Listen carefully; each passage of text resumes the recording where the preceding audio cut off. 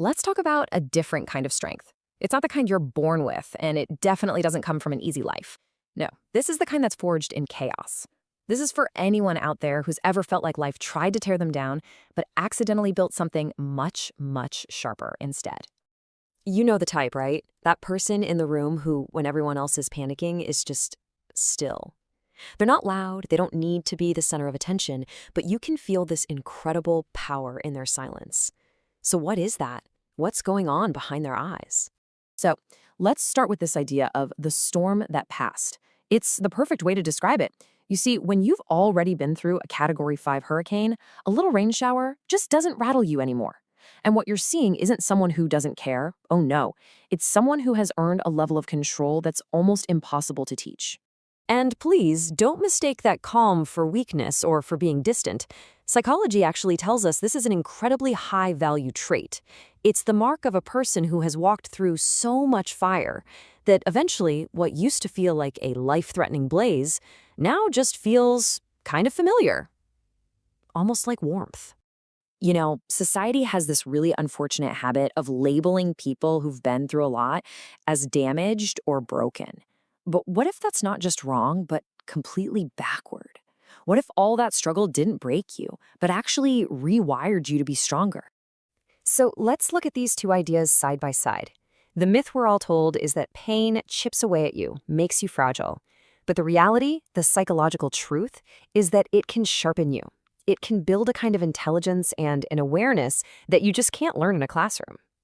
And this isn't just some nice idea. It has a name. It's called post-traumatic growth. It's this incredible built-in ability of the human mind to not just recover from the hard stuff, but to actually use that pressure to evolve. Think about it.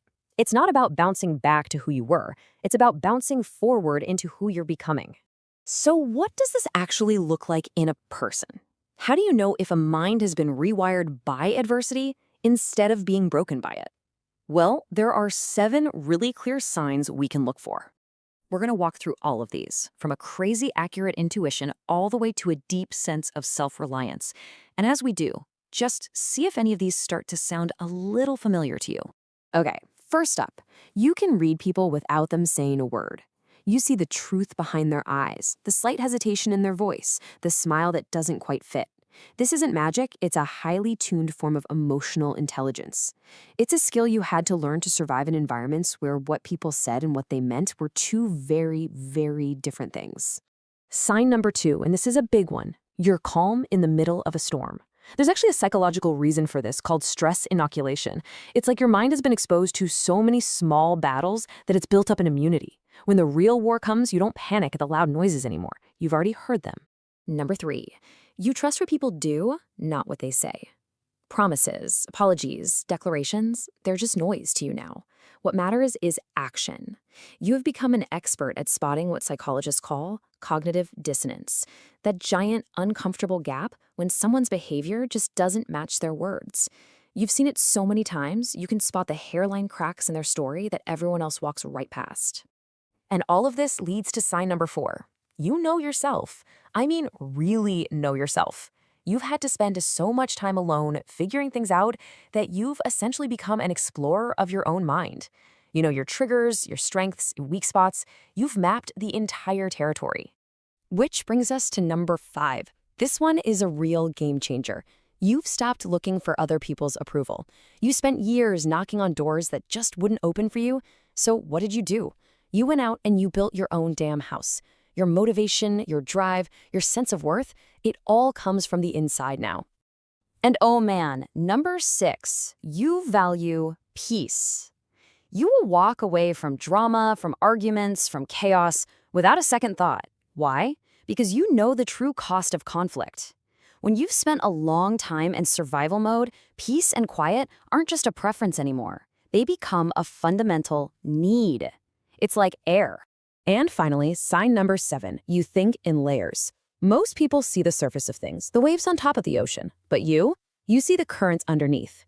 You have what's called cognitive complexity, the ability to see the connections, the long-term consequences, the hidden patterns that most people miss entirely. So, when you take all 7 of these signs and you put them together, what do you get? It's not the story of someone who was damaged. It's the story of how something powerful, something unbreakable, was created in the very places that were supposed to destroy you. And let's be really clear about something. You didn't choose this. This depth, this awareness, it was carved into you. By every sleepless night, every betrayal, every single time you had to pick yourself up with no one there to help. And the results of all that carving is that you made a huge leap. You went from just living your life, just reacting to things, to actually understanding it, understanding its rules, its patterns, and its hidden truths. And that gets us to the heart of it all. Your strength isn't loud. It isn't flashy. It's quiet. It's sharp, and it's resilient.